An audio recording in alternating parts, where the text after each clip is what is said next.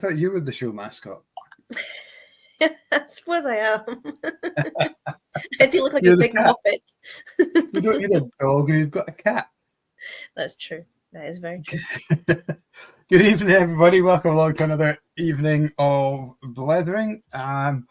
Hope you're all well. Great to see the guests rolling in. We've got Dave Fackerson, who's on the water tonight. He's preempted the question, and he's on the good old H2O. A wee bit of hydrating before the weekend. Yeah, sounds good. Sounds like a good plan. Who else have we got? Dutch Jura, good evening. Good evening, Major Nut. Franklin watching. Scott Matheson, good evening to you. Somebody did mention a drink. Where is it? Oh, Dutch Jura is having an Arden American Midgie. I haven't tried that one yet. I love Arden American, but I haven't had. Do you say midge or midgie? Midgie. Midge is like what English people say, right? Yeah. There's a couple of people in the shop asking for the midge, and I'm like, I didn't want to be that guy. It says, well, it's actually midgie. But oh no, I would be that person. Yeah, I know you would. I do it in a nice way. I'm like, Isla. I had a guy today talking about which Islay brands do you own. I'm like, so the Isla brands that we have are. If you don't tell people, they don't know. I know, absolutely. Willis, I'm going to pour a dram because I believe it's your birthday tonight. Oh, today. Happy I birthday. mean, it's all day. It's not just an evening thing. He's for the 14-year-old Oloroso from Glencadam. Good evening to you and happy birthday. I'll just pour.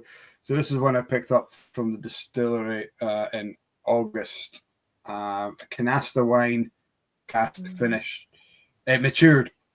So happy birthday, Willis. I know you're a huge fan of eating stuff. So this is just for you. I just got distracted there slightly by Dave telling us that he's got his big toenails off. Like, I don't know if that's just like how he chills out. You know, like some people just take their bra off, but he's taking his big toenails off. But he's been told to.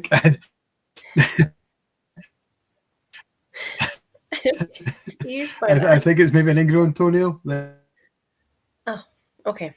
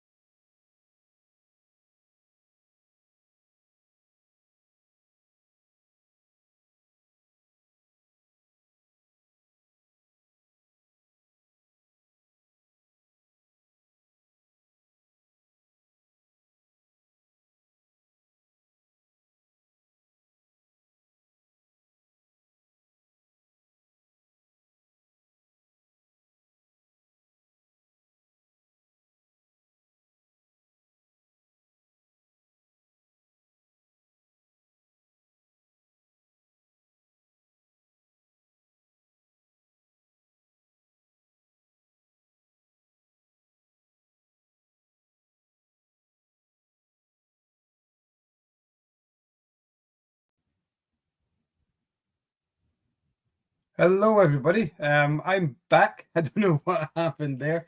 Apologies for losing you there. We've got people coming back in and visitor. Hello. What happened there? I don't know. I thought your hamster maybe died and then my hamster kind of stopped running as well. Where did we get to? I was telling you that I think Dave's had an operation to get his big toenail removed. No, he did just take them off. Well, So That's good. I'm glad everybody's still there. I panicked there for a second because when I went to go back in, I was like, it just didn't load. I was like, wait, where's Mike? Why is he not still talking? Like, Yeah, but yeah, normally we get kicked out and one of us is still on. But awesome. Let's before we have any further issues, we'll bring on our guest. We have the fantastic Rosalind Erskine joining us tonight. So we will bring her in. Here we go. Hello, Rosalind. How are you? Hi, I'm good. How are you? Good, thanks. Good. Did you get kicked out there as well, or were you just sitting quietly in the green room? No, I was sitting quietly hoping the dog didn't bark. Oh my god! Thank goodness you didn't just leave and be like, "Oh well, like see you losers." I'm sorry about that. No, it's fine. I use this for work, and yeah, I've experienced it before myself, so I know to hang on. My internet's rubbish, so it's quite normal I drop out, but for both of us just disappear at once, that's not the usual. So touch wood, that doesn't happen again. Well, while I was out, I've jumped onto my phone hotspot, which is normally much better than my house Wi-Fi. So let's crack on. So Rosalind, thank you so much for coming and joining us tonight. First question: what's in your glass? I have the Strathern Highlands, their first single malt. I've got this here. It's in a Bowmore glass, but we'll ignore that. I should say I should have had a gin and Pepsi if I'd known Dave was going to be here. I met Dave at Spirit of Speyside a million years ago, and we had a hilarious conversation. So yeah, Dave, I hope your tour is okay. That's amazing because who were we doing a tasting with, Mike? And it was Andrew from Little Brown Dog. Andrew from Little Brown Dog, and he was upstairs at Mike's shop doing a tasting. He's like, "Oh, we've got this great guy who just every now and again like gives us really random flavor combinations like gin and 7-Up." And Dave's like, "That's me." He's like, "You're famous for it, Dave. That's awesome." That's awesome. Yeah. You'll need to do an article on him and his favorite pairings or favorite combinations of gin. I've still to have the gin and Pepsi, but it was a funny conversation on a funny night in the Craigellachie. So yeah. He just put a comment on there saying he was going to ask. I think he was going to ask if you remember that. That's fantastic. I don't know if I'm quite ready for gin and Pepsi, but like I'm not going to rule it out. But because everybody keeps talking about Coke and pickle juice, don't they? It's like the thing that Dua Lipa announced that she loves to drink. So who knows? Maybe there's room for that, like a dirty martini, but with like gin, Pepsi, and pickle juice, with a pickle and Monster Munch on the side, like just on the glass. It sounds like something that might help a hangover. It would definitely bring reflux to help you clear out the system, I'd imagine.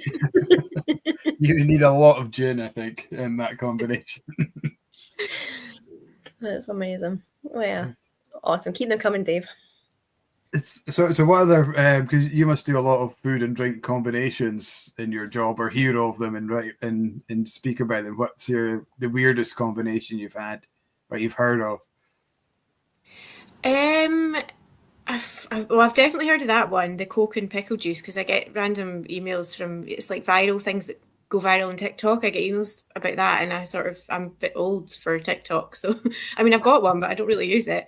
I'm trying to think the weirdest combination. I mean that's the most recent weird one. I don't know. I really need to think. I can't. Nothing really jumps out. That one I do remember thinking that's really strange, and I can't believe that Dua Lipa is actually drinking that. Did you guys try it? No. I haven't. So I love pickles. I love like the brine because like dill and like like I like that kind of flavors. But I haven't combined the two. I'd want to know quantities. I want to know volumes. I wouldn't want to over pickle my Coke. Like I would want to do it properly. I think you need a lot because Coke takes it tastes of itself, so you need quite a lot of something to make it not taste like Coke. So maybe I'll try it.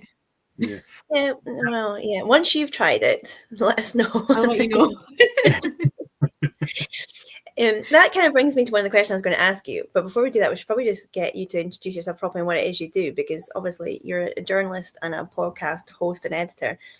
Like, kind of one of my main questions is like, do you start with like your journalist head and look for the stories, create the podcast, or is it all kind of like things come across your desk? You're like, oh, that's some write material, that's also podcast material.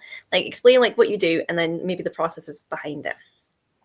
So I am the food and drink journalist for the Scotsman.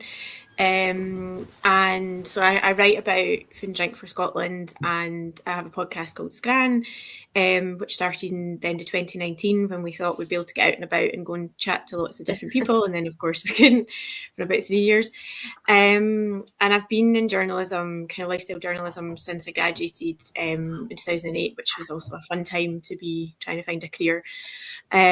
So with this job, it's a kind of a mix of both. There'll be things that I'll read about things, or I'll get an idea for things, or things come across my desk. With the podcast, we tend to have sort of themes. So if something's maybe newsworthy or a certain time of the year. So we've just finished recording the Christmas episodes.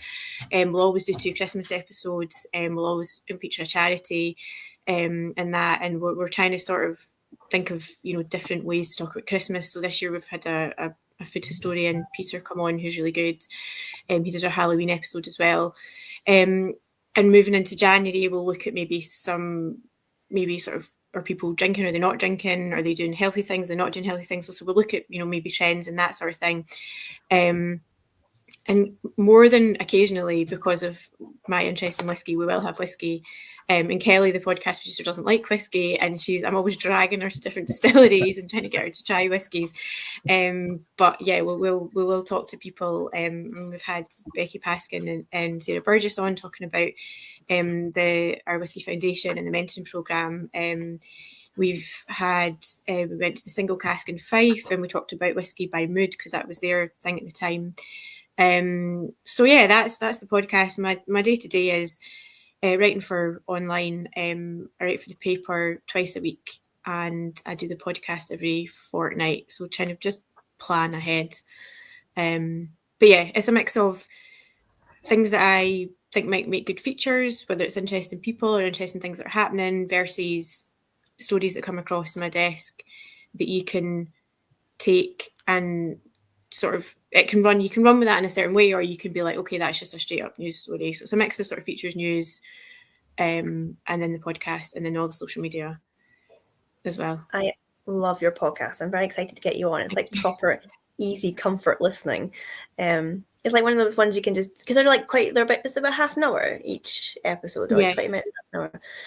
Yes, you can I just put it on the car, like on the way home or when I'm cooking dinner. But you've had some awesome like sort of distillery features and some awesome guests on. You've had like Rachel Barrie, you've had Pip Hills, you've had like Sam Heughan, although I couldn't listen to that one because he was like eating at the same time, and it gives me actual rage. Yeah, sorry about that. I did sort of wonder, like, because it's not a normal thing to happen. No, and I do love Sam Heughan, so I was committed to trying to get to the end of that. I was like, oh no, I can't do it. I can hear him chewing. It's like, I think it's linked to your like fight or flight like response. If you get really angry about people eating, it's to do with like fight or flight. And I just want to punch you in the face if I can hear you eating. I'll remember that for next time. If there's yeah, I know, but like it's such a different format from what me and Mike do. So like a lot of what you do, because obviously it's a podcast, you're having to really explain like what you're seeing, where you're going, what those noises are in the background. And it's the noises in the background that I find quite comforting. You're in a distillery talking to somebody, and you can hear all those lovely familiar noises round about, or like you've gone to like a restaurant or a cafe, or you're in a street, whatever. So there's just something that's like really warming and comforting about it, but much harder for you, would imagine, in terms of editing and sort of the explaining of what's going on around about you. Yeah, so luckily Kelly, the producer, does the editing. I would like to learn how to do it, but it'd be something else for me to do. But yeah, she's really, really good. Like so the background noise that you like is always fine, but if there's music or something playing, that would mess up the editing process. So she's always quite, keen to make sure there's not that. And yeah, you sort of have to remember to explain, because you're there and you can see things, but people can't necessarily. I mean, we're trying to do more video, but yeah, it's always fun. And yeah, it's nice. Like, I like being the ambient sound. We won a couple of awards this year, and the feedback from the judges was it was being on location in the ambient sound, and we went up Hellian, Shetland, and we spoke to some local people there about food traditions, and that did really well on socials, because people love an accent and they love that kind of authentic sort of sound. So yeah, I'm glad that we can get out and do that now because COVID was just a nightmare for everyone. But also we were like, what is Zoom, and will anyone want to talk to us? And we have literally just launched this podcast, which is not, in the grand scheme of things, it wasn't that important, but it's nice to be able to get out and speak to people. If anything, we kind of find that the lockdown and COVID helped podcasts, and it helped that kind of media stream where people were kind of looking for entertainment that wasn't binge watching Netflix series, because you can only do so much of that, and things that are topical, remain in interest, and that they're passionate about. Food and drink's always something that a lot of people have a passion about. So I think you probably just timed it just right to hit that kind of upward curve of people looking for that kind of form of media. Yeah, no, it was good, and it was, that was the first time we did manage to get Sam Heughan, because it was like, well, you're not doing anything, so you kind of have to if you want to. But yeah, that was the one that you were talking about, Kat, when he's eating his lunch. I'd just come off for some reason I had done a 3-day juice cleanse and I was starving, and I said to him, I've just done a 3-day juice cleanse, and just as I said it was awful, he was like, oh, well done. Like as if that's something he does all the time. But he only ordered a starter, and I wanted like a full 3-course meal. So he was having his haggis, and I was like, I'll just have this salmon and then go home and like eat an entire loaf of bread. I know it's hard to concentrate when you're hungry as well, especially when there's food all around about you. Like, yeah, well done you for concentrating on actually getting the questions out and asking him anything, because I would just be looking at his starter thinking, you can eat that, because I might just go with that as well. Yeah, well, yeah. And as you know, he did eat it because you could eat it. Lucky you didn't go to a Chinese restaurant, because you had the starter and then about 16 portions of prawn crackers just sitting munching away. Well, yeah, you wouldn't be able to have anything too crunchy, I suppose, on a podcast either. It's be a fine line of what you can have. Or soup, that would be a bit slurpy for a podcast as well, I guess. Yeah. But yeah. So is it easier for you to get guests because you're connected? Obviously, it's through the Scotsman. It's a well-known newspaper. Or because, like, I know from mine and Mike's perspective, tracking people down and trying to get diaries together and things can be really difficult. And obviously, we always really appreciate when people give us their time. So it's not always easy. But I mean, are you sort of planning well in advance for the year, trying to get guests, or does it just happen quite organically, or maybe a mixture of both? Yeah, it's kind of a mixture of both. So that we know we're going to do Christmas. We know we'll try and do something for Burns. We know we'll maybe try and do something for Easter, like, the kind of points in the time when people are going to be eating and drinking certain things. So we'll try and plan in advance, and then we often have sponsored episodes as well. So like when the commercial team come along and say, or, the most recent one was Diageo, they've spent some money, we have to plan that in based on maybe they want to promote something, or so there's that too. But it's a mix of planning, but there has been times when Kelly and I have been like, okay, we've got a podcast in like 2 weeks, and we really need, what are we going to do? But the reason it got given the go ahead at the time was because there wasn't really a lot of food and drink podcasts about Scotland around, and the woman who trained us on how to do it was like, you can be as broad as you want, and you could go on and on and on and on and on, because you're not really, it's like quite an open, there's a lot going on, but also there's not a lot out there at that time. So it was really nice to be like, we don't run out of ideas, and we don't run out of people to talk to, and that's great, because I would hate to stop doing it. So yeah, no, it's awesome. I'd hate for you to stop doing it as well. I've quite into my little Scran. Do you know what part of it is for me is because like I'm a single parent, so most of my time I was talking to my kids, which is great. They're great bands. But like other adult conversations just work, which is fine. But like it's quite nice to have just like other adults just chatting away, because I find myself nodding and agreeing in the car. I'm like, yeah, that's a really good point. Mm-hmm. And I'm like, even though I don't know you, you're not talking directly to me. It's like I'm in this wee conversation with you and like the distillery manager from Speyburn or whatever. I'm like, I'm just quite enjoying myself. So I'm trying to get into podcasts a little bit more. So yeah, when I found your one, I was like, I totally get why people are into podcasts now. Because you're into them, Mike. You love that one about the weird facts. You're always giving me random weird facts at the start of the the one by the QI guys who did No Such Thing as a Fish.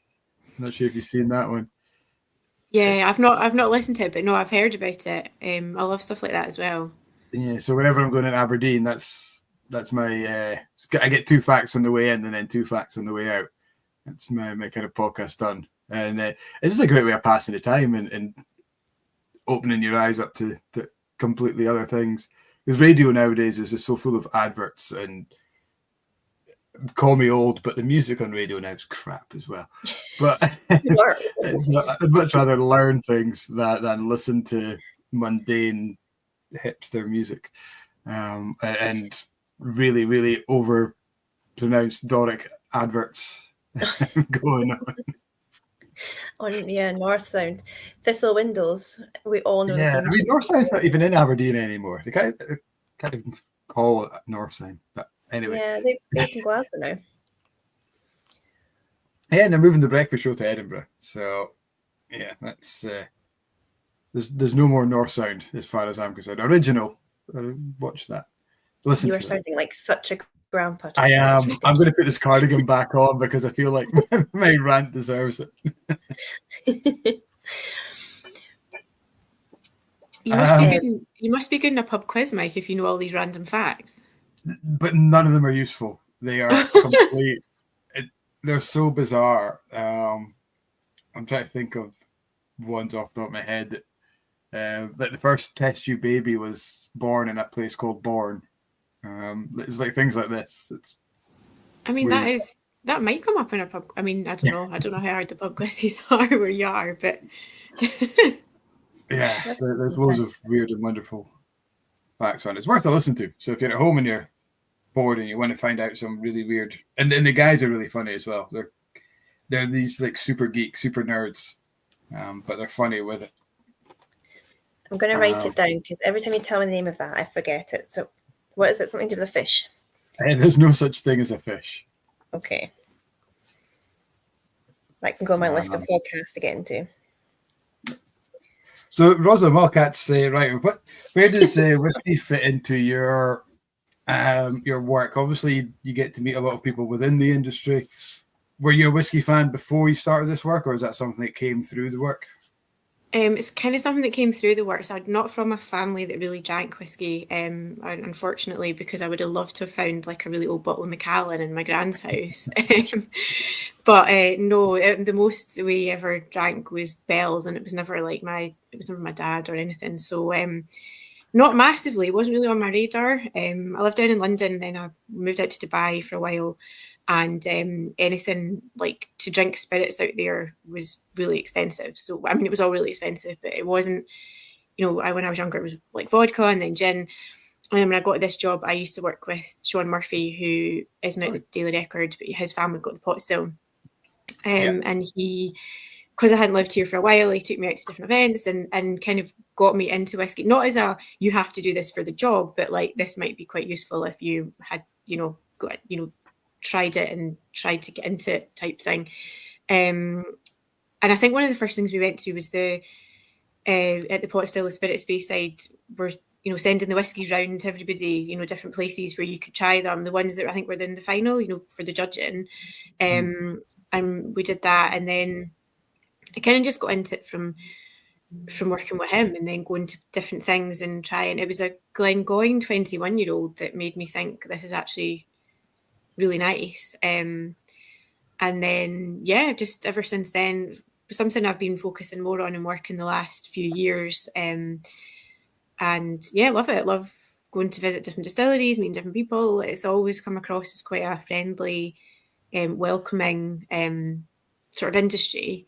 I think it's great. And now I've got a vast whiskey collection. Awesome. Oh, that's even better.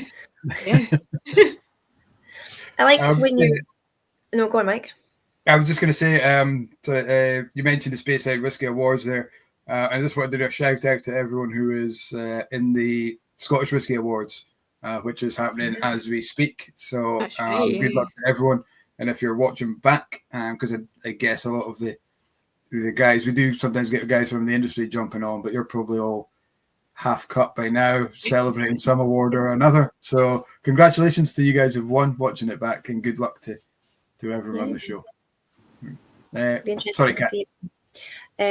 Doesn't matter. I can't remember. Oh no, I was going to say I'm like a goldfish. I love your distillery episodes. I love kind of like how you get so many different perspectives on. So you kind of get a range of different guests. You know, you haven't just gone to meet the manager and interviewed him and whatever. Him / her. You kind of like, so you're for I love the Michel one, for example, when you did the Cirque du Soleil for like their anniversary.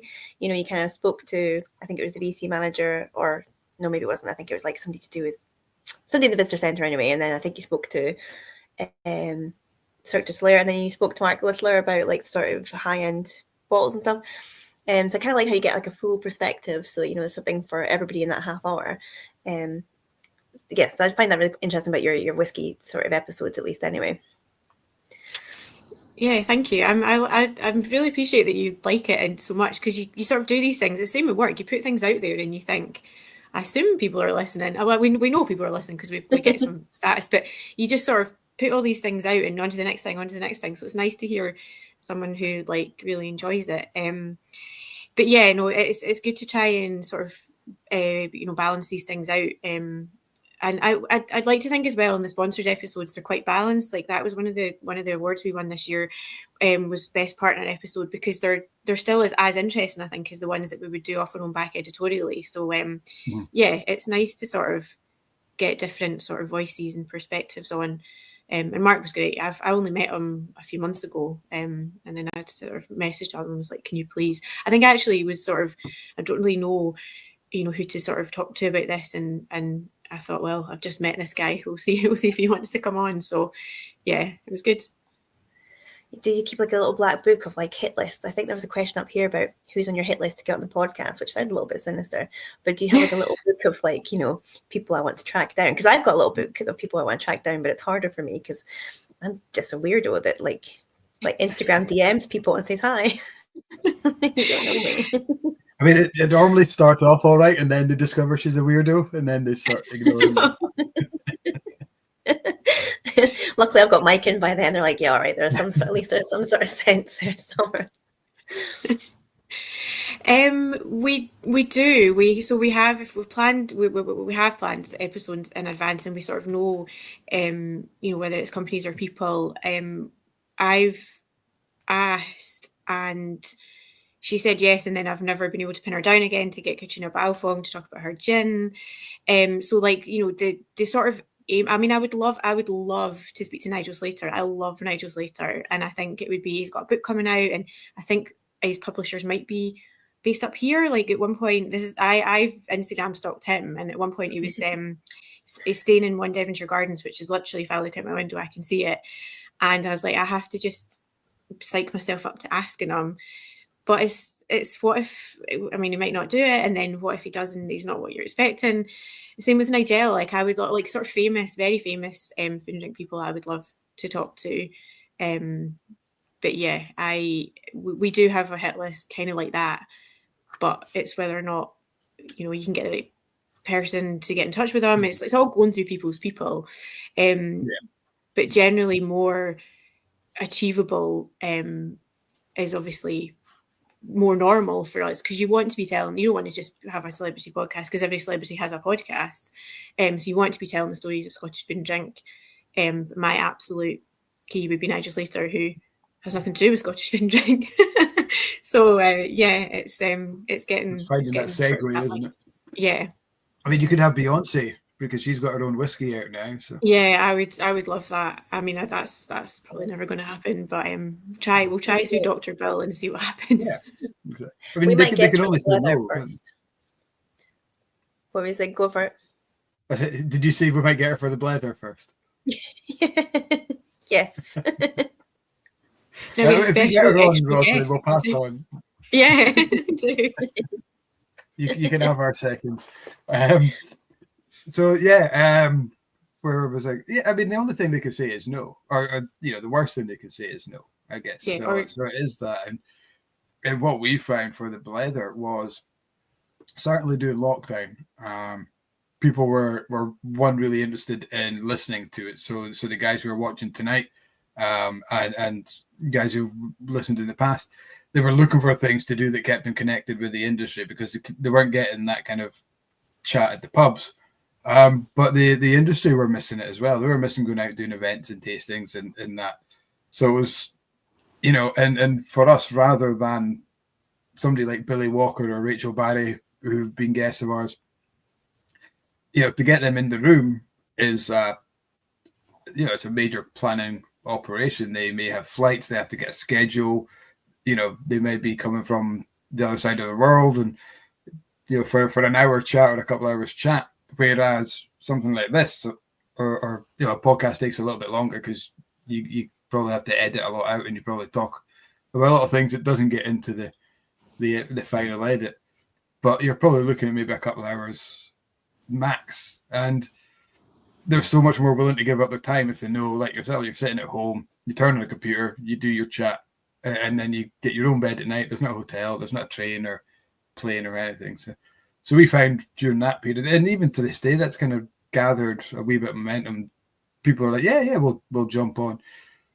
Probably for us, the biggest drawback is it's live, and some people who are very, depending on the brand or depending on the who owns the company or their guidelines, some people just have to say no because they don't do live because they might say the wrong thing, or and that's probably more of a drawback.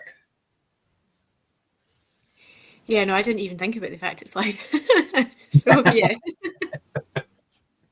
It's fine. Nobody's watching. They should be.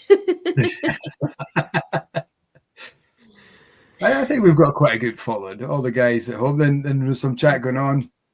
I know. What I like, Dave, we have to tell Dave how to access a podcast. You have to. Well, we'll let Rosalind explain how to access her podcast, and then you'll be able to find other ones off the back of that too. But Dave's wondering, as an old guy, how do I listen to a podcast? Let's start at the start.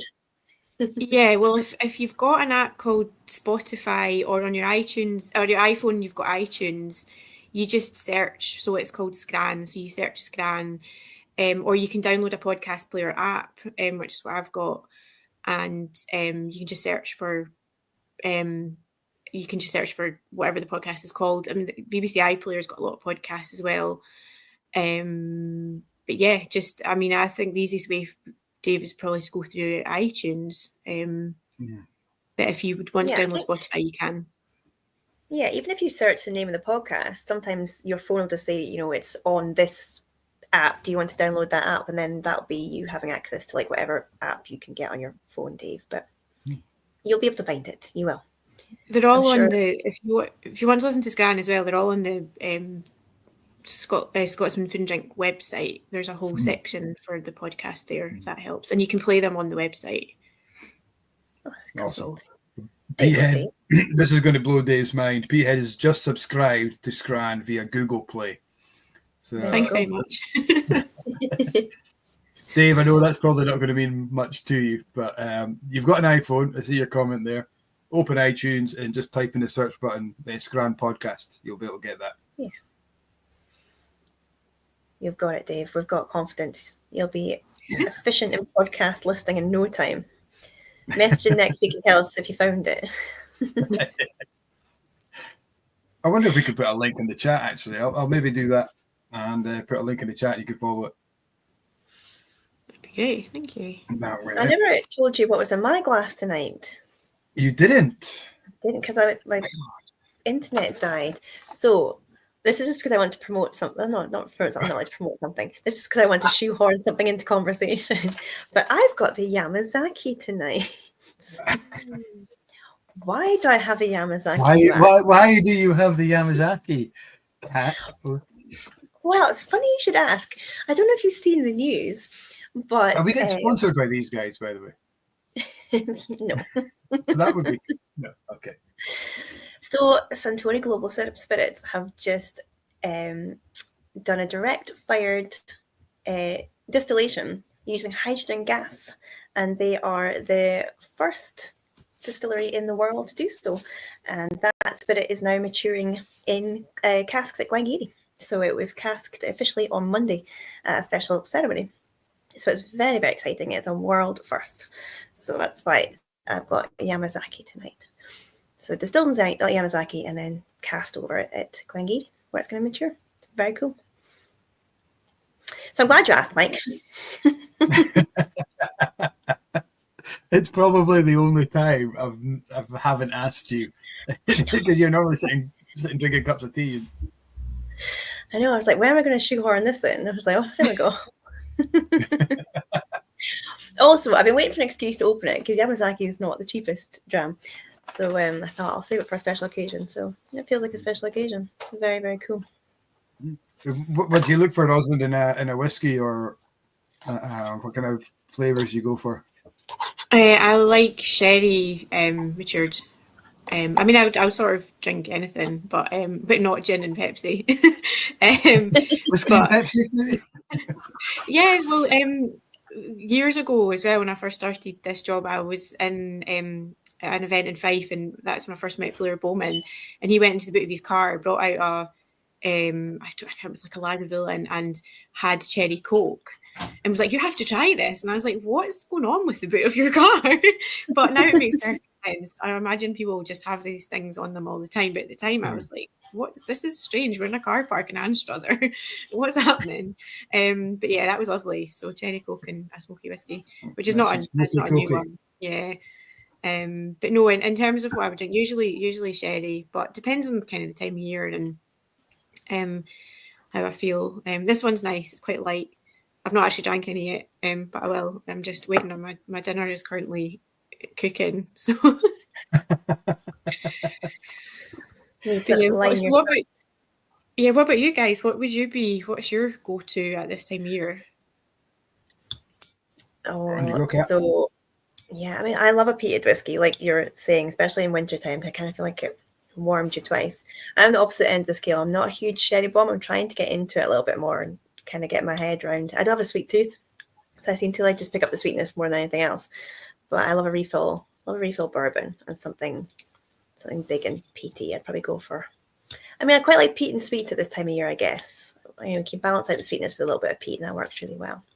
I'm currently still trying to get into Yamazaki. I do this every single week. I try and open a bottle of whiskey live on air and make such a pig's ear of it. I thought you were just trying to add in that ambient background that you love from Rosalind. I know, it's just me adding my noises. But I'm just about to go into my second Isla. So normally this time of year for me, it's kind of Isla or sherry. And if it's a sherry Isla, all the better. I like smoke and sherry. Summertime, it's probably more bourbon, or this cat enjoys a refill bourbon, less peaks. But this one, I think, is what. So we had a whiskey tasting on Saturday night. Saturday night was, and it was an Isla regional tour. So again, I was over on the island last August and picked this one up. So this is a Cargis Rosalind. Is that the white port? The white port in Madeira. Oh my god, it's so good. So yeah, I'm gonna try that. And I work for the bloody company. Have you? Well, I know somebody who has. I'm not sure. Yeah, you can see just in there. Not much left. Yeah, that's a sign of a good dram, a good whiskey. That's awesome. Right. Is it quite dry?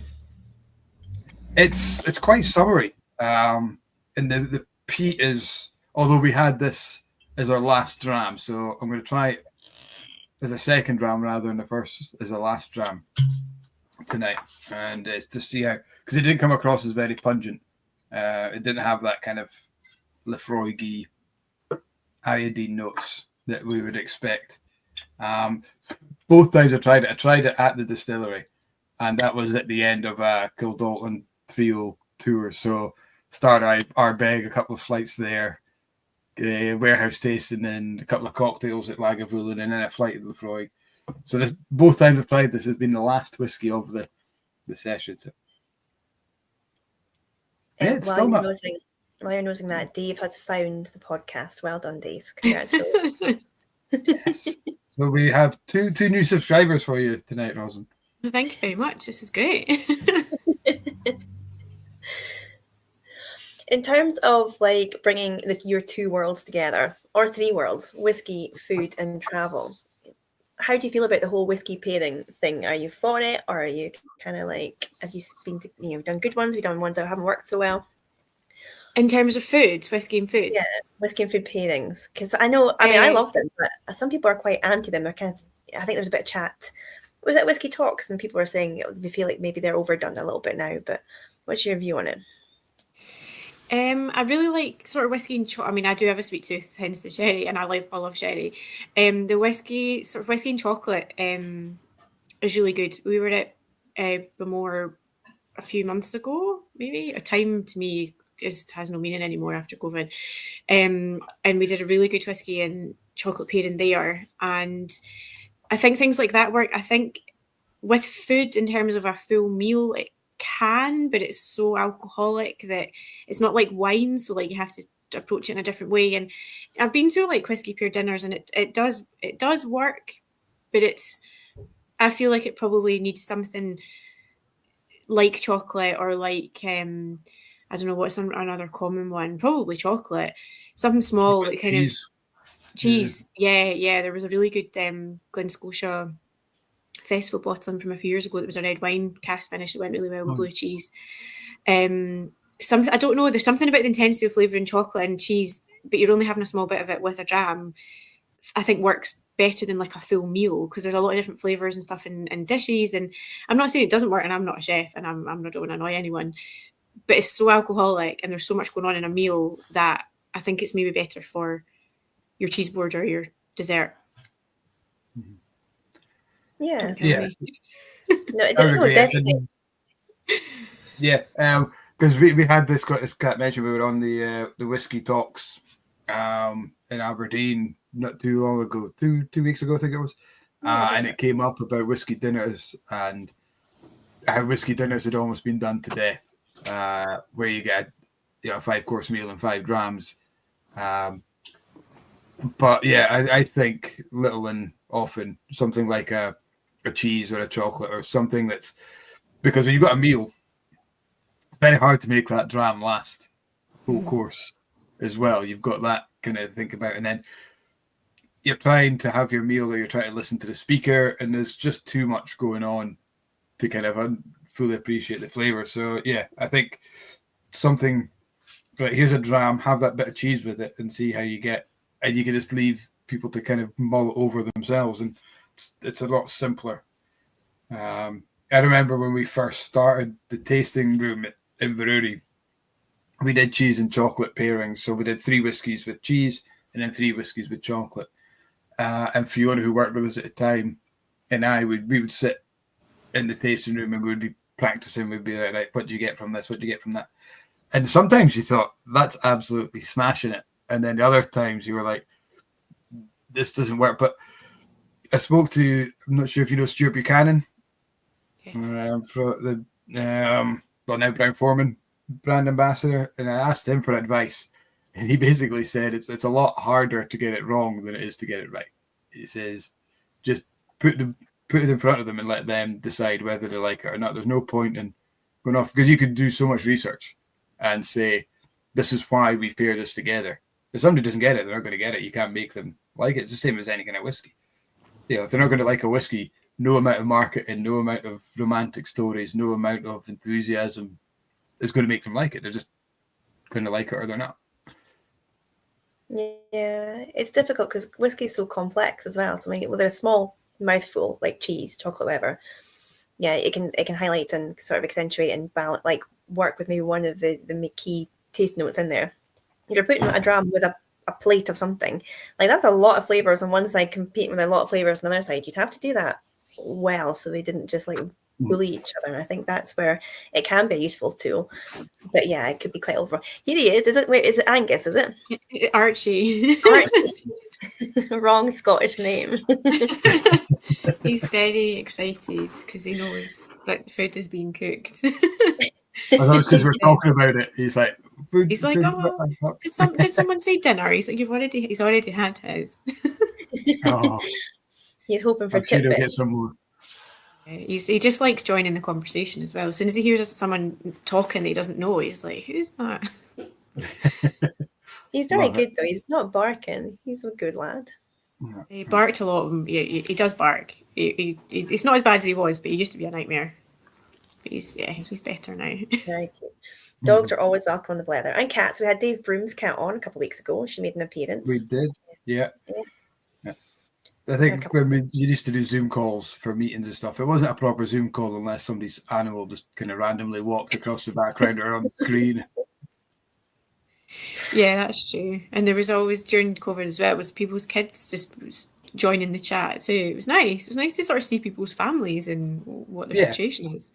Yeah, I guess because you could have known somebody for God knows how long, working with them, but never met their kids or their wife or their dog. So yeah, it was a nice kind of insight to people's homes, wasn't it? Yeah. Well, Sometimes it was too much insight. You discovered way too much about it someday. But yeah. We've got Ryan, who's watching on YouTube. He mentions another one that we didn't talk about was meat. Strong flavors to cut the spirit work well. Kind of salami or something like that, kind of heavy, fatty sausage meat and stuff do work well. Yeah. And Dutch Spirit says, charcuterie board with. See, I like olives with whiskey as well. I like it with gin, but I like olives as well. Just that brininess, especially with something from the coast, works really well. Yeah. Seafood as well, like Lefroy and Ardbeg and things. I think they've both done sort of like pairings with like oysters and things. You can do a whiskey luge, can't you? You have your oyster and then you put the whiskey in the shell and wash it down after. And then when I used to live West Coast, we used to have a hot plate and we used to bake like fish in foil with Lefroy because this gives you like lovely kind of sweet, earthy kind of yumminess that kind of seeps into the. Or bacon fries, Dave, also a good show. You are the king of flavor combinations. I guess cooking with whiskey or cooking with gin and wine is different to pairing. Yeah. Absolutely. Yeah, the fish and Lefroy, that'd be nice. It always worked really well. I think, did Lefroy not release, I should know this, but did they not release a barbecue whiskey last year? Or no, it was Ardbeg. Ardbeg. It was Ardbeg. It was barbecue. That's what it was, yeah. And I think Lefroy had like a chef that did a thing for them last summer. I'm just combining the two. But yeah, it was like released specifically to like be paired with barbecue foods, which also could have been said if like they took out the cask like, Jesus, what the hell's going on with this whiskey? We'll tell them it's for barbecues. You could take that from either way. But yeah. I don't believe any marketing team would do such a thing. Ardbeg reminds me of like barbecued pineapples and bananas anyway, so I do kind of get that. They're like all fruit and smoke, so I could see how that would work. I love a barbecue banana. I think we're getting everyone hungry here and realise, Robin, you told us at the start of the show that you haven't had your dinner. Oh, it's fine. It's fine. Feel like Sam Heughan all over again, just sitting eating in front of you. Oh no, I'll never be as hungry as I was that 3-day juice cleanse. I mean, no. Yeah, that's so just nothing but fluids for 3 days. Mm-hmm. Yeah. Wow. Sounds like a holiday I had in Benidorm. You probably had more fun. Different kind of fluids, I'm sure. You were sat in front of Sam Heughan, international heartthrob, starving and desperate for a pee, is pretty much the situation you're in after 3 days of juice. That's amazing. Yeah, and the first thing he was like, you have to try this gin. And I was like, if I drink more than like a normal measure of this gin, I'm then going to be drunk because I've not had solids in 3 days. But it worked out.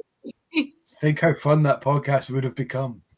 Yeah, I think we everything was very professional, but imagine we had quite a lot of shots of gin. It would have been, I mean, there was a full team, well, I say a full team, there was Kelly producing it and Craig doing the video and John, the photographer, taking pictures. So I think they might have eventually been like, you need to stop if we started getting drunk. But The restaurant's trying to close up and you're sitting yeah, like guys, this has turned into something else. Just stop.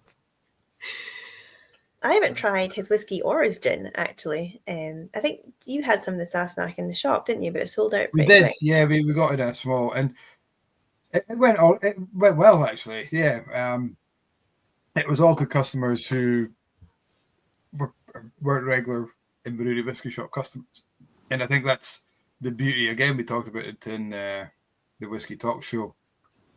The great thing about celebrity endorsed whiskies, or whether they're producing themselves or whether they're just putting their name on it, is it attracts a new audience to whiskey. Beyonce was an example, Sam Heughan, Rod Stewart, these kind of guys. If their followers are now thinking, well, why are they looking at that category, and then start, even if they buy a bottle or a couple of bottles as an entry, then it can be great. There's negative sides as well, but I think that's the one big positive in that attraction and that draw of the audience is pretty cool. Yeah, especially I think like the Beyonce, obviously she's a businesswoman, and when you hear her speaking and you look behind what she's done to create, it's called Sir Davis, isn't it?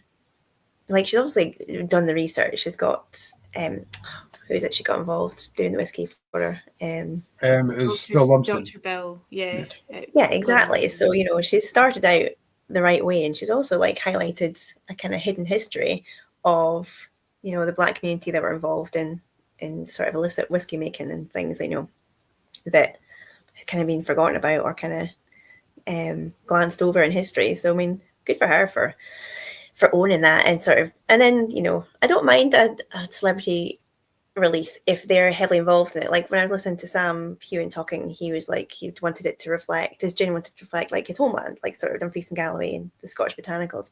Things like that I can get behind. They've got a bit of money, they kind of want to try something new, and it's like a little business enterprise, and they've kind of put thought and time into it. It's more like celebrities that just smile in front of a bottle and get like their picture taken and don't really know anything about it. That's the ones I can't really get behind, because that's kind of like the negative side of consumerism, just trying to force people to buy things because like somebody's face is on it and they say they use it, but they probably don't even know how, what's in it.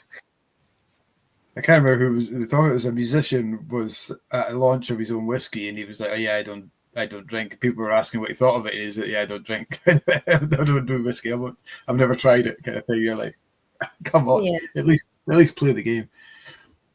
Yeah, I think that's maybe the harmful side of it. Yeah, that's terrible. At least, like you say, at least have learned the tasting notes, Yeah, it's probably something that we're not going to see the back of anytime soon, but yeah, there's good ones out there and there's bad ones out there.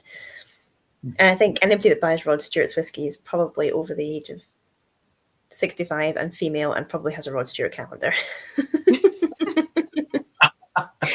And I'm only basing that off of every single person that came in to ask for it when it was released. I don't think anybody else came in to ask for it. Now, see, if I'd said that, we'd be getting phone calls of complaint. Do you know, maybe young guys were turning up for it in the shop on days I weren't there, but I'm basing it on the demographic that turned up for it. Yeah, but they were buying it for their mum. Oh, well, potentially, yeah. I tried it at the grill, and I think I tried quite a lot that night, but I don't remember much about it. But I'm sure it was fine. Can't have been that exciting. It hasn't left a lasting impression. So, Rosalind, what part of your job excites you the most? Because obviously there's a lot going on, and you're also something we haven't come around to yet is you're a judge at the Spirit of Speyside. But sticking to your journalism side, what part of that gets you really excited? I love the podcast. I think it's kind of a sort of cliche answer. Like you get into it to talk to people and tell stories, and there's a lot of stuff that comes along, especially these days with everything, the way things are going, that you can get sidetracked by. But I think it's still talking to people. It's still, finding a story or getting a story out, or just chatting to someone and then being like, that's really interesting, tell me more about that. And the podcast is the thing that I like. I love all parts of my job because I wouldn't be doing it otherwise. I'm certainly not doing it to become a millionaire.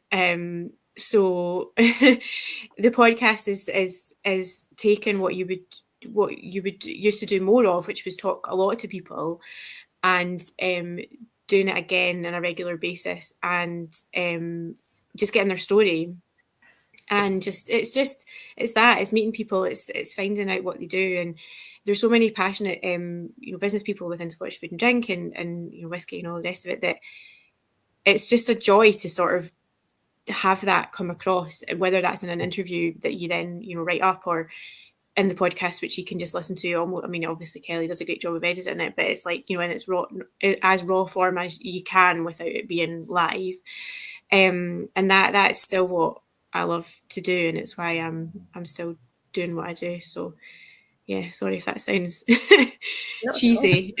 But yeah, I think it's just meeting people who also love what they do, and if you can tell the story of something and it helps someone, or Kat, you're saying you listen to the podcast and it might have got you onto something you didn't know, and that's what I find really interesting, because there's a lot of passionate people doing a lot of really good work, and it's good to sort of shine a light on that, as well as things, there's things that people need to be highlighted, but the journalism, type of journalism, lifestyle and food and drink, it's nice stories more often than not. Rather, I mean, I did news for a while as well, but it's nicer. Like it's more sort of, it's not the horrible stuff, if you know what I mean. It's nice to kind of showcase. So, like, we've got such an amazing range of food and drink available in Scotland, and like so many like little artisanal kind of handcrafted sort of amazing things. So it's great you can kind of highlight those and kind of tell other people about them, so we can go and look for them ourselves.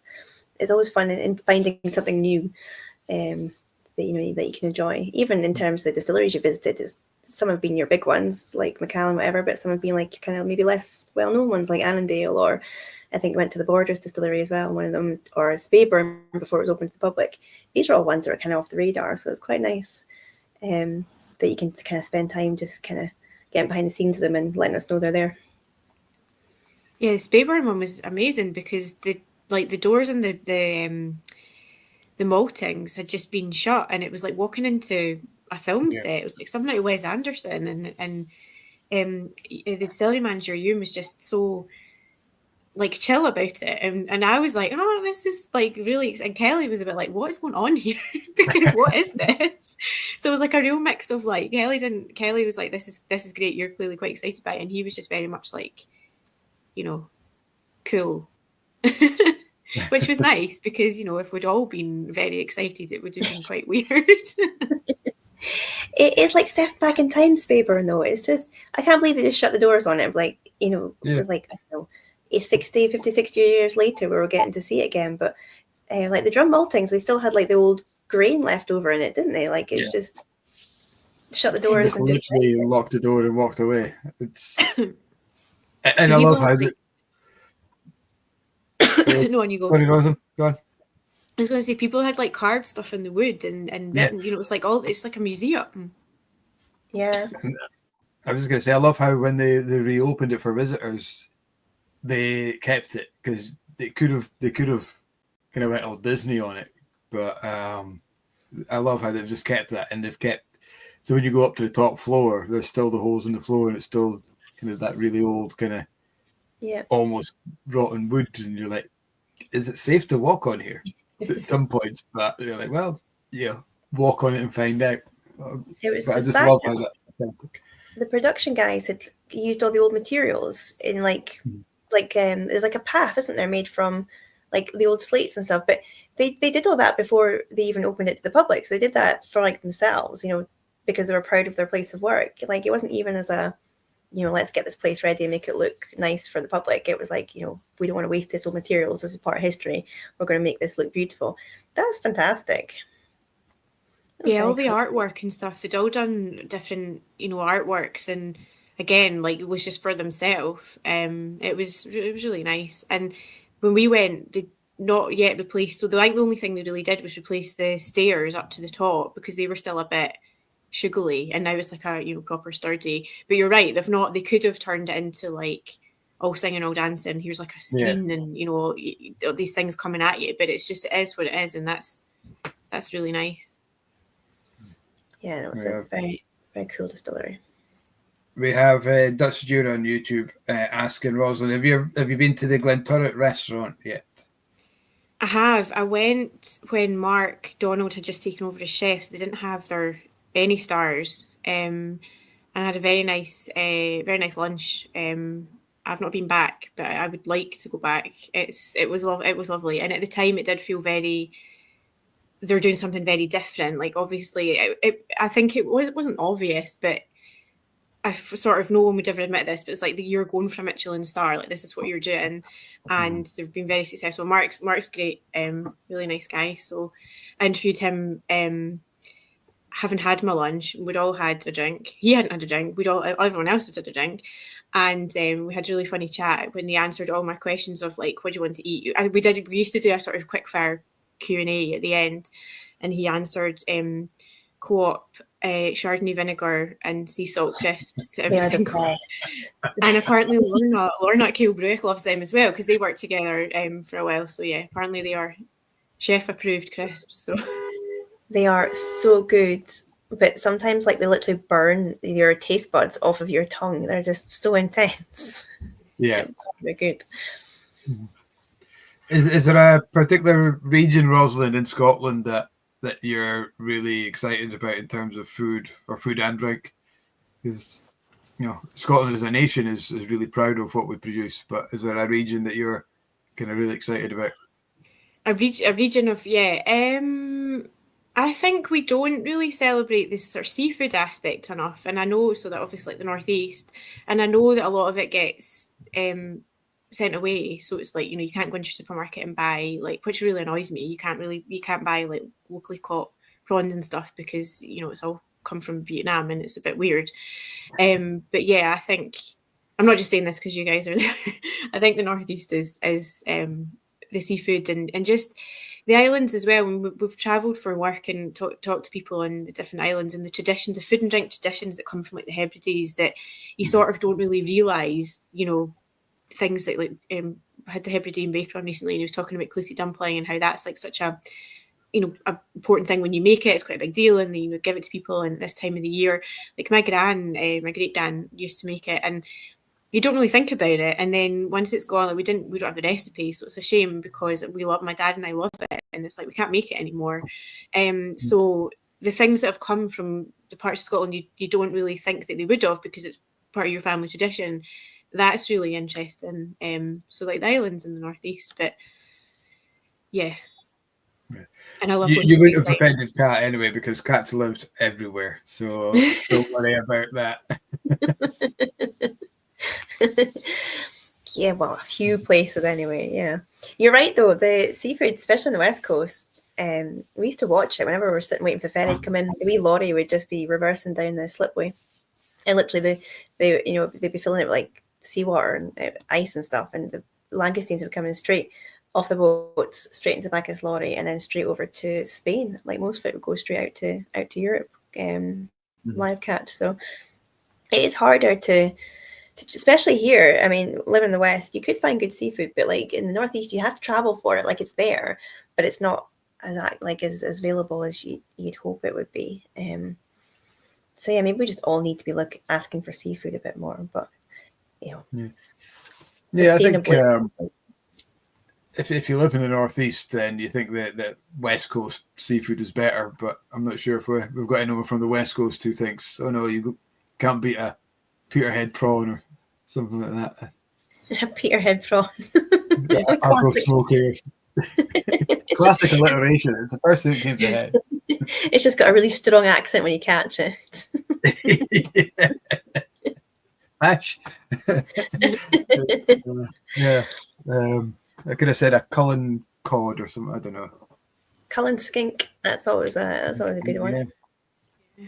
Oh yeah, it tends to be like Cullen Skink and Arbroath Smokies, and I think Northeast, certainly Aberdeenshire, we're very proud of what we do, but we don't like to shout about it. We're just kind of know this is just what we do, and it's probably better somewhere else, but we'll do it our way.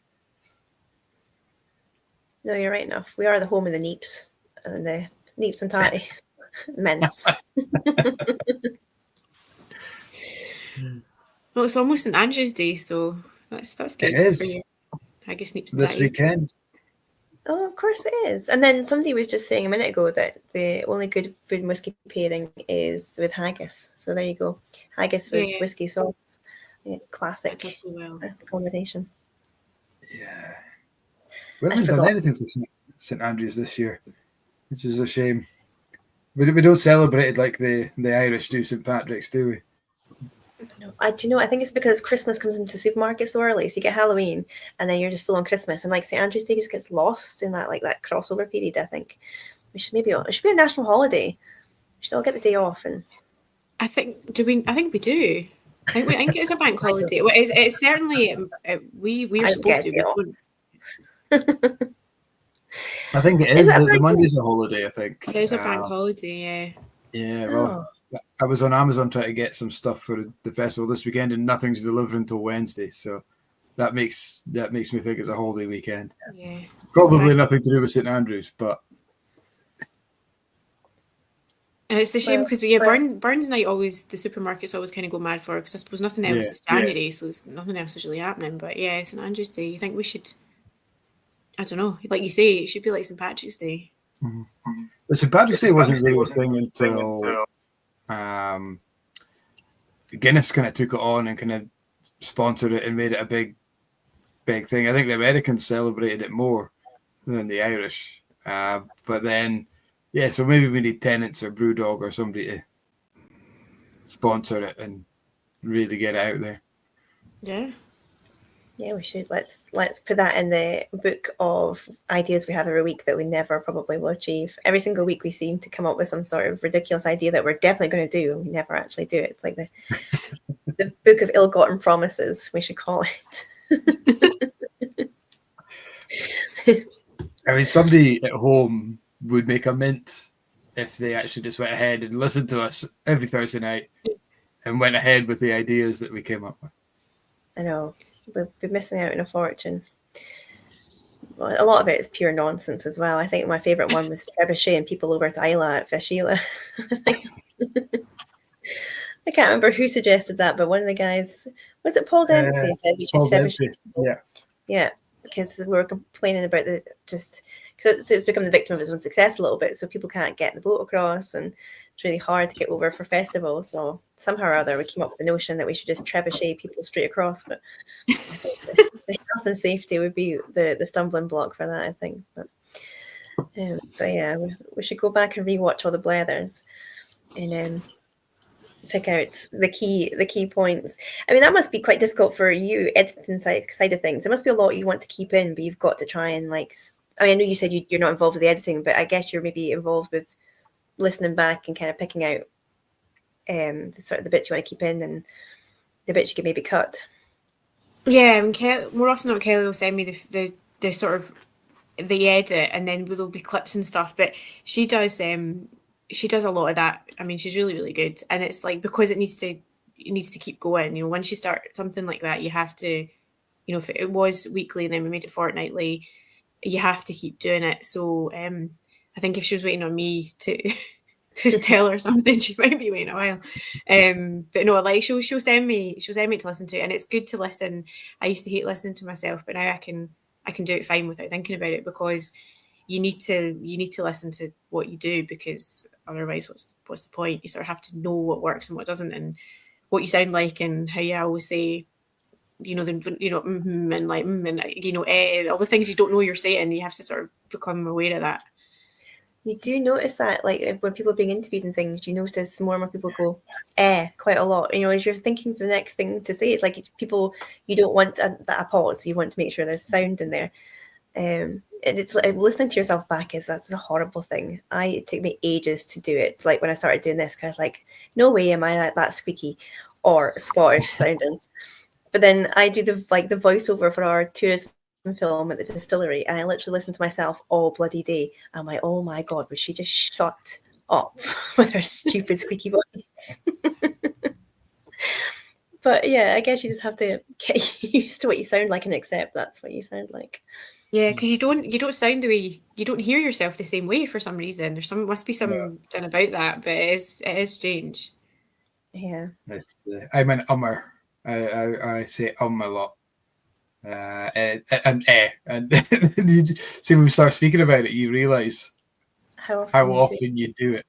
And I used to be in the Army Cadets, and I was a teacher, and you would teach people how to teach, and you'd sit in the back of the room and you would critique them. And I was really good at picking up other people on ums and ehs and twiddling their fingers or picking their ear or whatever it was that they had this mannerism that was a distraction. But see, picking it up on myself, I hate it. I hate like watching or listening to myself doing stuff. It's horrible. Yeah. I talk with my hands a lot, and I know that because anytime somebody's taking a photograph of me at a tour, my hands are just everywhere. Everything I do is with my hands. But yeah, I don't know if I can ever break that habit. And I play with my hair a lot, as everybody knows on the chat. The hair's up and down. But yeah, it's a strange one, isn't it? I don't know why your body does that. Maybe it's a comfort thing because you're, doing something like a little bit uncomfortable. I don't know. Who knows? So can you train yourself out of ums and ahs then? How do you train yourselves out of ums and ahs? Is it just a case of listening back and recognizing when you do it and trying to actively prevent yourself from doing that? Yeah, I think I definitely still do. Kelly would tell you I definitely still do. And anyone listening to this will be like, you're still doing that. Yeah, you can. I would need to get her to explain. But yeah, I think you just need to become more aware of like what you're saying and what you're going to say next, and just keep going talking, kind of not like that because that's very robotic. But yeah, no, she would be able to tell us, but you can. Yeah, it's a pronunciation thing, isn't it? If you focus on what you're saying and you pronounce it, because all you look at guys who do great speeches like Martin Luther King or Morgan Freeman or even Tony Blair has a very specific way of talking, and they're very pronounced, and they make that if they feel like they're going to say an then they just stop and they pause, wait for the next word, and it's there's a method to doing it. Maybe every time I think I'm going to say I'll just take a wee swig of whiskey and that'll solve it. I'm not sure that's a good idea. I think it's a fantastic idea. I won't be able to make any sense, let alone say M. Yeah, there'd be a lot of ums and ehs by the end of that. So I was going to ask you about your writing as well, because I know sometimes we've got people on who are kind of like trying to get into the whole whiskey writing thing, or they've got their own social media accounts and they kind of do blogs and posts and stuff. You got any advice for somebody that's looking to get into maybe that sort of thing, like whiskey journalism or writing or any sort of journalism? Well, there you go. Well, yeah, I mean, in terms of journalism, starting off, so there's a lot of I'm within Women in Journalism Scotland, and they have a mentoring scheme, which is really good. I find Scottish journalism is a very supportive place. We've got a WhatsApp group to sort of help each other out. So there's not, I'm still friends with Sean who works at Daily Record. It's not like, people, you're a rival, so we can't possibly talk to each other. It's quite welcoming. In terms of getting into it, I mean, it's obviously look out for jobs. They're kind of thin on the ground, but, a lot of, not us just now, but a lot of other companies will Reach are hiring for different sort of digital people. So if you're already doing your own blog or social media, then that's really advantageous because you understand how to write for online, you understand how social media works. So yeah, and I think if you've just got the passion, just keep going. I mean, It's like you guys were saying with the podcast as well, it's like getting to talk to people, it can be a bit difficult, but if you've got the passion and you really enjoy it, and if you are doing it, you will really enjoy it, because people don't write unless they like writing. It's not something that a lot of people find comes naturally or easily, and people say that to me, like, I don't know how you do that, and I don't know. I do it. Like, it's not something I really think about. My mum was a librarian and I read a lot. I think that's got a lot to do with it as well. But just you've already got the passion. You're already kind of doing it. Just keep going. Keep trying to speak to people. And if you want to get published in different places, there's lots of different people you can approach for freelance work, or if you've got good ideas, you can pitch to different editors. But yeah, I'm now thinking about how much I'm saying after that conversation. Don't worry. So is everyone else. I'm conscious of it as well. I'm like, am I going to be doing that in a second? I would love to write more, but finding the time is so hard to. Yes. And the time you've got time, you're like, well, I just want to chill out and I just like spend some time with the family or the dogs or something. I can guarantee if I came home from a day of work and said, right, I'm going to do some writing, Tony would be, no, you're going to sit down and play with your son or get the dogs out for a walk. Yeah. And I get that, but I love writing. I love doing blogs and stuff, but yeah, it's a time issue. And then sometimes when you got the time, you're just not in that creative, because you have to be in a certain kind of frame of mind, don't you, to think this is what I want to say. And if you don't have that mindset on 10 o'clock on a Saturday when you get home from work, although it's probably sometimes you get the best ideas. After a Blether is maybe when I should write down some more. Yeah, no, I feel like that about social media as well, because I do it a lot for work. I should be doing more of my own stuff, and it's just, you do get that thing of like, I do this a lot. I can't, it's hard to find joy in something that you do a lot for what for work, something that seems like work when in your own time. Yeah. So yeah, sort of separating those two would be good as well. But yeah, the writing is, I know what you mean.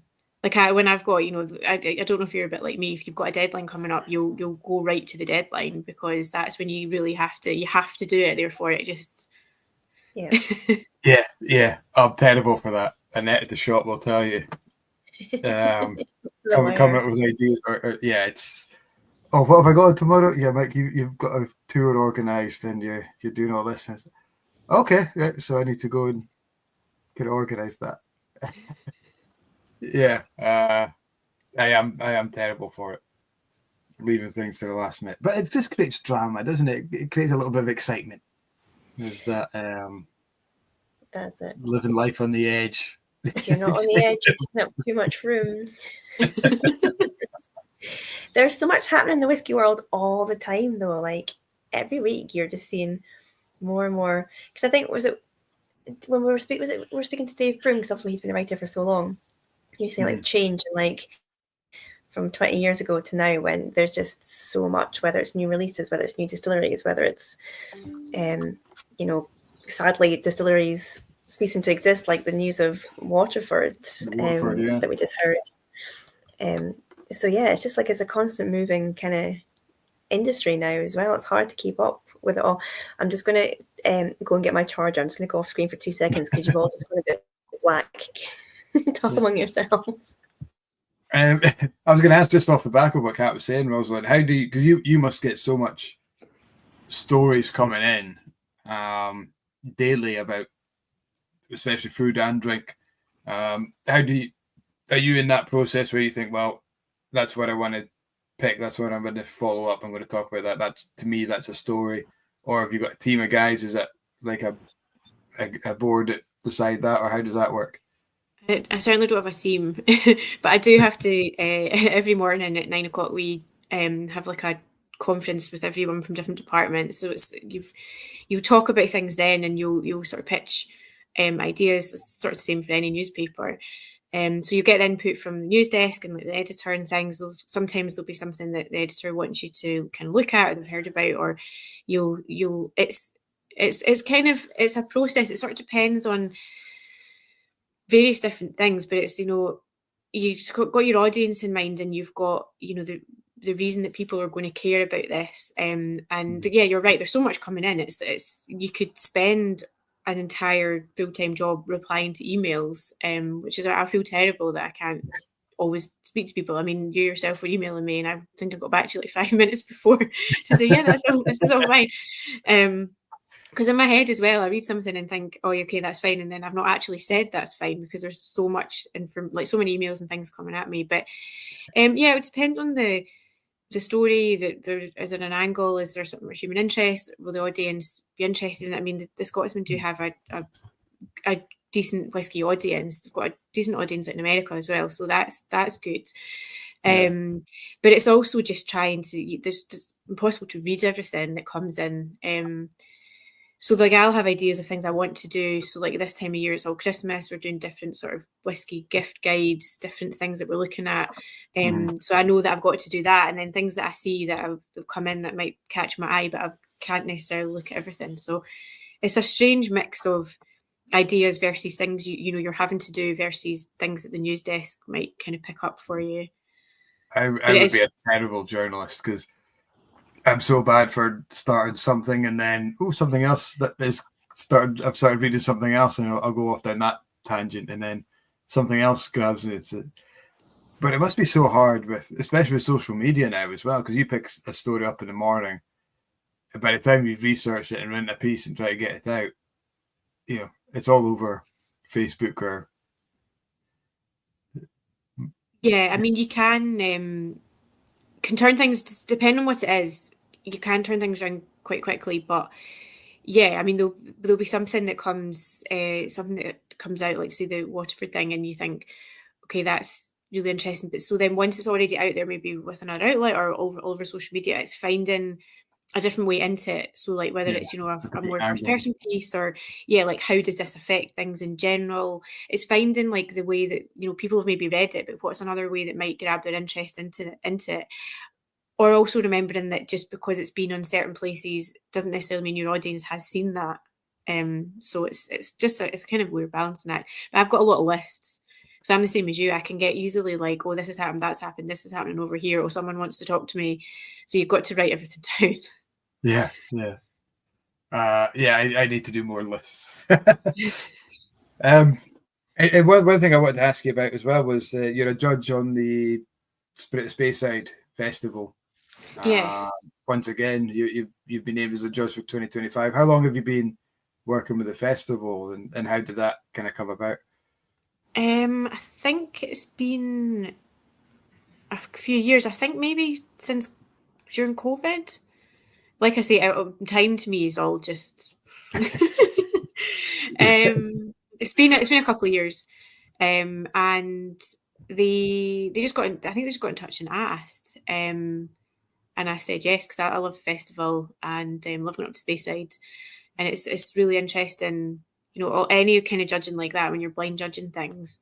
I do the Scottish Gin Awards, and the Gin Cooperative Awards as well, and it's just really interesting when you don't know anything about, because that's the whole point. You're judging blind. But yeah, and with the Speyside, because it's just Speyside whiskies, it's interesting to see the full kind of range from the region. But no, it's good. Awesome. You might have tasted my gin then. We were up for a few awards. We had our Foghouse gin in for the Gin Co-op Awards. Yes, that one. We won your category. You would have been in the there's the consumer judges, and then there's the what was the category that you guys it begins with a C as well. For the Gin Cooperative ones. Yeah, it was the bloggers and the journalists and that, and it was the award we won as well. And I can't remember what category it was. I can't remember what categories I was judging, but no, congratulations. It was good, and it's good because you sort of, they're quite good at telling you after what it all was, whereas Scottish Gin Awards, because it's much bigger, you kind of don't ever really know until the night who's won. So it's nice because and you get the feedback. So we get a big spreadsheet. Natalie and Martin are excellent. So all the judges' feedback and stuff and some you agree with, some you think, well, don't like that judge anymore, but the judges aren't named, so That's good. The community. It was the community judges award that we won, and so that encapsulates kind of influencers and bloggers and journalists and that kind of people. So that's 2 years out of 3 we won the community judges award. That's good. So yeah, pleased with that. So guys, if you're at home and you want to diverse off a whiskey and you fancy a gin, we have Pepsi. With Pepsi, yeah. It goes exquisitely well, designed specifically to go with Pepsi.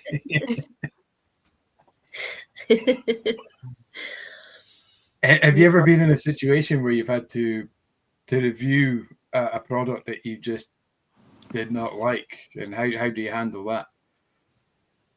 Well, for the restaurant reviews, you go as a paying customer, so you can be quite honest, which is the only kind of way to do it, really. I mean, you can, but if it's a sort of not reciprocal thing, but if you go in it can be, you want to be as honest as you possibly can be, and that's you can do it via that.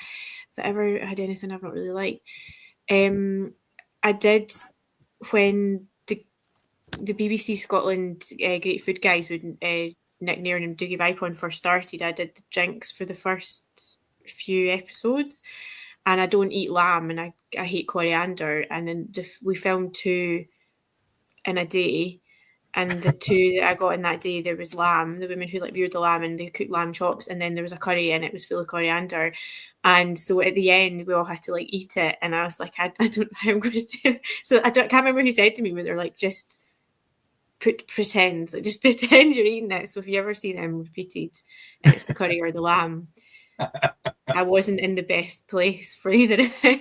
Oh no. You have to feel like that episode of Friends when Rachel cooks the beef trifle by accident and they'll practice how to. Joey teaches them. Apart from Joey was the one who really liked it. Good. Are you one of these people that tastes coriander like soap? Yeah, 100%. And even the tiniest little bit in anything, it's like, that's all I can taste. That's funny, isn't it? I can't remember what it is about your brain. It's something you pick up in the coriander, isn't it? It's like I can't remember what it is. One of the smart guys at home will be able to tell me. But yeah, you specifically pick out one of the flavor congeners in coriander, and it tastes like soap in your brain, which is very strange. Yeah, because with people who like it, they think it tastes really fresh and they think it's amazing, and it's no. Yeah. Tastes green. You're just like, nah, you're wrong. But soap is a very definitive flavour, isn't it? It's not one that you can just get on with. You can't just kind of pass it off. Yeah, you can't train yourself to like it, because I've tried. Yeah. You probably shouldn't either. You'd be stood there in your blooming shower, munching up the imperial leather like a sort of crazy person if you trained yourself to like it. Frank, who's Petehead at home, is saying soap indeed tastes like coriander. I would like to think that coriander tastes like soap, and it's not. Soap is your regular thing that you eat, and you can't eat coriander because it tastes too much like it. Apparently, people that taste soap with coriander can smell ants. Now, there's that sounds like one of the weird facts on that podcast. It does, yeah. That comes from Willis, who's watching on Facebook. What do ants smell like? Are people that taste soap with coriander? Have you ever touched? If you have an anthill, you'd pat the anthill, and then you can smell your hand. It tastes like pure vinegar. Really? Mm-hmm. Yeah, because they bite your hand. They bite you, or they emit a scent. It's a defensive mechanism, but just by patting the top of an anthill, you're obviously not going to get hurt or anything. But smell your hand afterwards, and it's pure vinegar. I did not know that. I don't know if I want to try it. I don't know if I want to smell ants. Imagine just breathing in a whole pile of ants by accident, because they're quite wee little things, aren't they? You want to be careful. I don't think you're going to be snorting them, are you? Snorting ants. Well, that's interesting. Mm-hmm. Well, yeah, they spray formic acid at you. I knew there was something that they did. There you go. So Tim has come up with the answer as to why you smell vinegar. Well, acidic. Everything's It's right. yeah, Rosalind, it must be because we get it in Whiskey Cat. I'm sure you've had it as well, where you taste a whiskey, you've been given a whiskey, and it's just not to your palate, but you can understand why somebody would like it. It's and that's very hard to be able to say, because we do reviews, and when you're talking to people in the shop and things, and as soon as I say something like, well, it's not for me, but it's still a very good whiskey, you can see the customer kind of sitting back and say, well, if you don't like it, what's wrong with it? And you're almost straight away backtracking and say, no, it's good, it's just not my taste. That must be hard for you as well, if you're like lamb or coriander. Yeah, no, I know what you mean. Do you ever find with that though, because I can't remember off the top of my head, but I know what you mean with certain whiskies. But if you come back to them, you might change your mind. Like, I don't know, sometimes if it's like I don't know, just the way you're feeling at the time, or the way you try it at the time, or the circumstances you're in, that they can change, and you're like, oh, actually, that's not as bad as you thought. I don't know about you. Do you guys find that, or once you don't like something, you don't like it? I've never found a whiskey that I wouldn't try again, but that probably says more about me than my taste bud.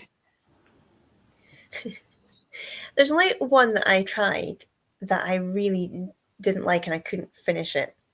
But the other flip side of that was, like, in the visitor centre, I probably hadn't had the best experience. It was kind of like, they were busy, and like, I know like how stressful that can be, but like, I didn't feel really welcome. And then I tried the whiskey, I kind of felt everything was rushed, like they're trying to get rid of us. And like, yeah, I didn't like the flavour of the whiskey, and like, I think just a bad experience, obviously, it's just like left a negative. It would be interesting to go back and try it, but I think it's just like it's like a big, heavy, kind of sickly sweet sherry one as well. So that's the only negative experience I've had with whiskey. There's ones that I've tried that I'm like, not too sure, I'll need to go back and do that. But I think like sometimes that's why a blind taste test is the best tool, because you have to just remove all those kind of like other sensory aspects of like, oh, I now know what the cask is, I think I know a little bit about this distillery, blah, blah, blah. Sometimes just trying it again with fresh eyes, like, and no other sort of input is like a really good way of maybe either introducing yourself to a new one or going back to one that you're not too sure about. I was up at the Aberdeen Arms in Tarvis a couple of weeks ago, last Friday, doing a tasting, and the winner, or the standout dram, was the Gordon MacPhail Glenbergie 25-year-old. And when I was doing the clear up, kind of speaking to people and stuff, and one guy said, do you think that would have won if we didn't know it was a 25-year-old whiskey? Because it was the oldest by a good 10 years. And it's interesting. It's great that they kind of come up with that idea, thinking, I voted for it, but would I have voted for it if it was a blind tasting? So next time we go up there, we're going to do a blind tasting for them. Yeah, it is interesting, because Ryan makes a good point there as well. He was saying, trying new whiskies in the moment, thinking it's the best thing ever, and then coming back later and wondering, why did I think that? So a good example would be a friend of mine hates peated whiskey. She just hasn't got the palate for it, doesn't get it. It's not her thing, which is fine. But she was out at Bamore, obviously, which is part of the company that I work for. And it just been a fab day. She was sitting out. It was beautiful. Of course, the Bamore looks out over the water. Got this glass. I think it was just like sort of the 12. I thought, actually, I totally get Pete. Love this. Bought a bottle of it to go home. Tried it again, like, a couple of months later. It's like, get it out of my mouth. Why did I buy it? And it was just, she just couldn't finish it. It was just that moment in time. She just loved it so much. It just been a great sort of memory. But it was more like the sensory aspect that she was enjoying, like the memory aspect, as opposed to the liquid itself. So yeah, it's almost worth maybe going back and reviewing some of the ones that you've had different ideas about potentially. Because I think we talk a lot about sense of place, and I think being in the moment is massive for whiskey. It is for food as well, I think, as well. If you were, it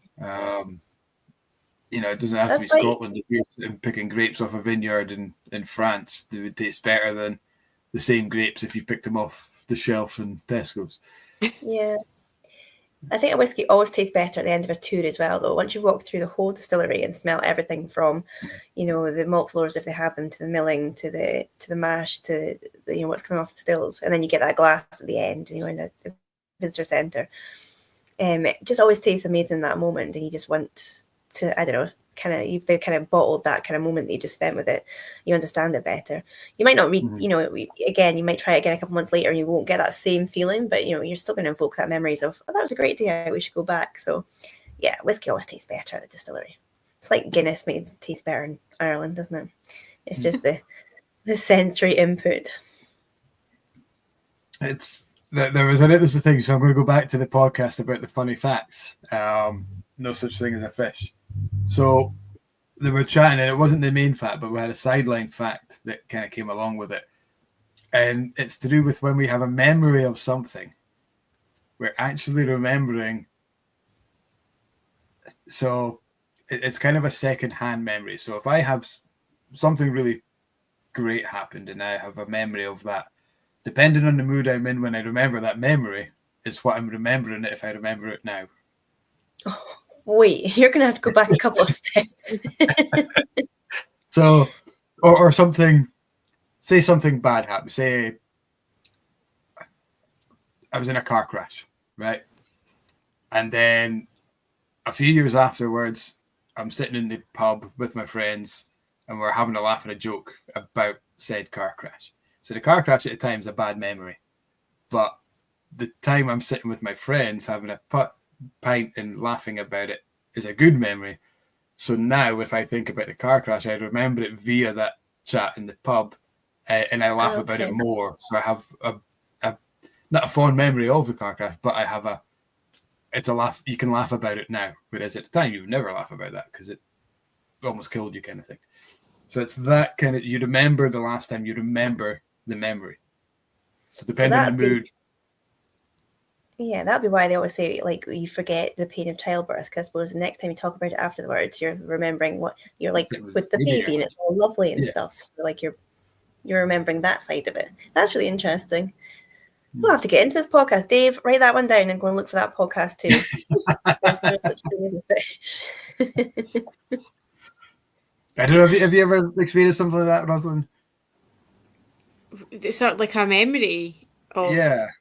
Like a fond memory that's maybe turned sour because of or vice versa.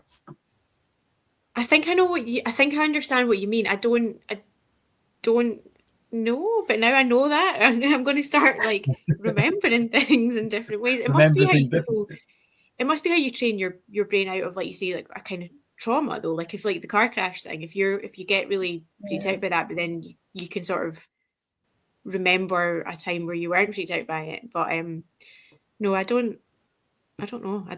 I'll need to come back to you. I'll need to go off and remember something. Don't overthink it.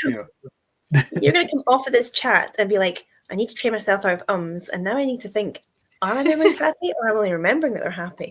You're going to have like an existential crisis. I was going to say existential crisis. I'm going to be looking for your Scran podcast in 2 weeks. If it's not there, I'm going to be like, oh my God, we broke her. It'll be there. It'll be the first Christmas one. I'm looking forward to the Christmas one. I like the Halloween one.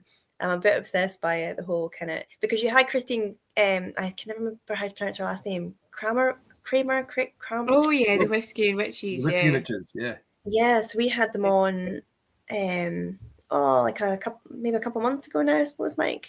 Yeah, it was during the Fringe because they were just about to go live. That's right. We got them the night before they went live with their first Fringe show. They were a great chat, but yeah, no, I liked the Halloween special because I'm sure I discovered something about a turnip that I didn't know. Oh, why they're called Swedes? Because they're Swedish. Yeah, didn't even know. I didn't know that either. No, I think Peter Gilchrist's information of history and food is. I mean, he's going to be on the Christmas one as well. It's just. Is it as simple as that? Yeah. But surely they would be spelled SWEDE. This is Scotland, Mike. We don't spell anything how we pronounce it. Like, because like I'd always thought the same thing, and we were speaking about it, like, oh, we've been carving out neeps for generations, down with this pumpkin nonsense. And then your historian's like, yeah, that's not really true. Like, Swedes came over in like the, I don't know, 1700s or something, 1800s, something like that. So yeah, it was crazy. Yeah, and you should never try and carve one solid. Like they would leave them for months in storage and then bring them out, and they would be relatively soft, so they were easy to carve. So you trying to hack into a turnip now is not ever the way that it was done. So you should stick it in the microwave for a bit. Yeah, we've created a story that's not true. I cook my bloody neeps in the microwave now as well. And it was, do you know who it was? It was Patrick, the Frenchman who owns a delicatessen in the town where Mike's got his shop, had said, you Scottish people are so stupid, like, put your neep in the microwave and soften it and then hollow it out. And I've never looked back. It's changed my life. I've got hours back. But they're a difficult vegetable for anybody to work around. So yeah, make your life easier. Get it soft first before you try hollowing out. Bloody Swedish. I know. But I'm aware that we are actually just waffling now. We've had you on for like an hour and 40 minutes.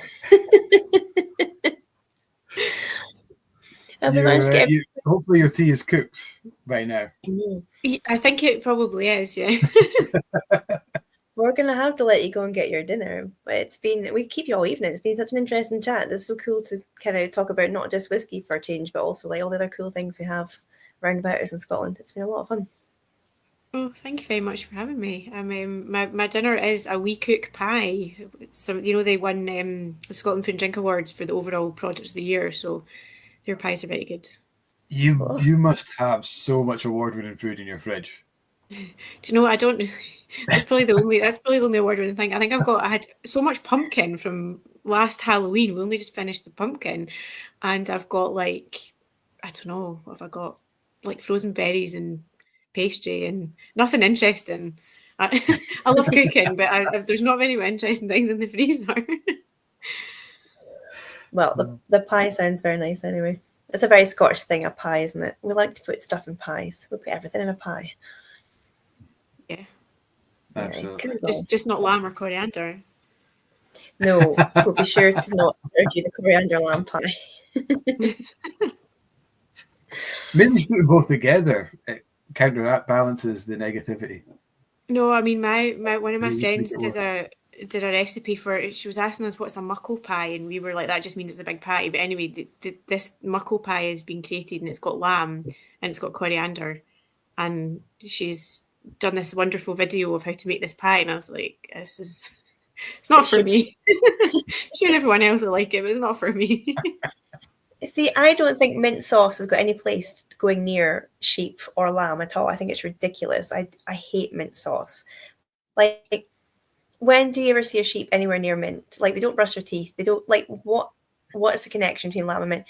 So, like, I prefer coriander. So I make lamb and coriander flatbreads. So I'm all for the coriander. I'm like, down with the mint. Get rid of that shite.